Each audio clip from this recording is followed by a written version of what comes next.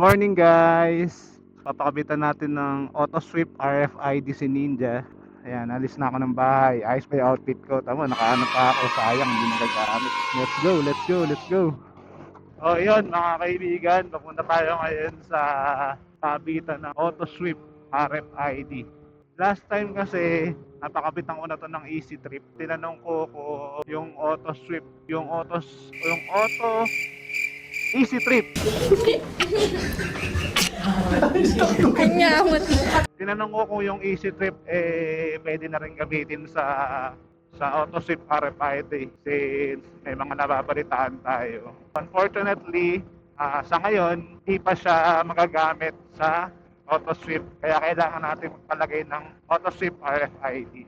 Pero in the future naman daw, pag naayos na yung system nila, pwedeng isa na lang yung gamitin, which is yung Easy Trip RFID. Kumaga yung load nun, yun na rin yung pwedeng gamitin sa AutoSweep. Pero yun nga sabi, sa ngayon, hindi pa siya magagamit. Kaya as of now, dalawang RFID ang ipapakabit ko. So napakabit ko na yung Easy Trip. Ngayon, papunta naman tayo sa AutoSweep RFID. So para pag nagbibiyahe tayo, medyo less hassle tayo, hindi na tayo kailangan kumuha ng pera.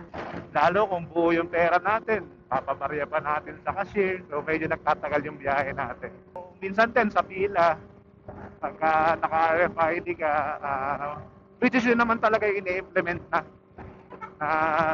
lahat ng sasakyan ni RFID na. So para din sa pila, hindi masyadong napila ng mahaba. Ayun, let's go guys!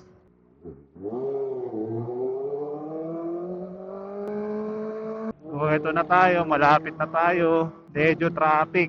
Okay lang. Sarap naman. Sarap bumiyahe. You know, 1 kilometer away na lang. So before graduating from my door. Kuya, nagdodroga ka ba, kuya? Paano masabi? Ito na guys, pakit na tayo ng Skyway. Kaya masarap kumain dito sa Skyway. Kailan kaya magkakaroon ng gasolina sa taas ng Skyway? Para pag nag-meet kayo ng mga tropa mo, saan tayo mag-meet? Doon tayo sa Starbucks Skyway. Grabe yun. Nga pala mga kaibigan, dito sa Skyway, iba po ang speed limit dito. Kaya po sumunod po tayo sa batas para po tayo hindi mahuli. Kaya tayo po ay, si Motovlog po ay sumusunod po sa mga batas. Sarap bumiyahe ng ganito, chill-chill ka lang.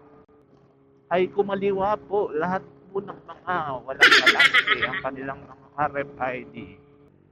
Chip, dito pa rin ang kabitan ano? Sa may gilid na to no? Dito na lang pipila. Okay Chip.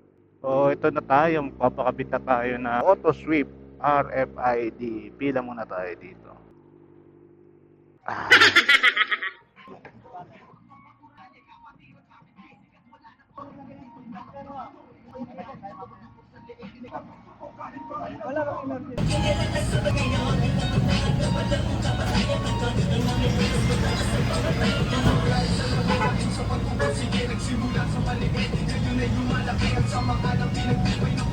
Patay na pantay ah.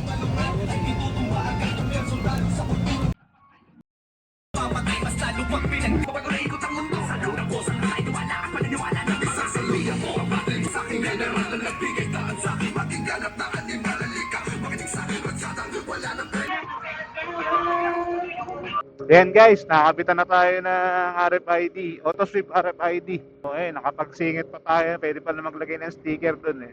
Ito, pabalik na tayo ngayon. So exit lang tayo ng Quezon Ave, tapos pabalik na tayo ng Bulacan.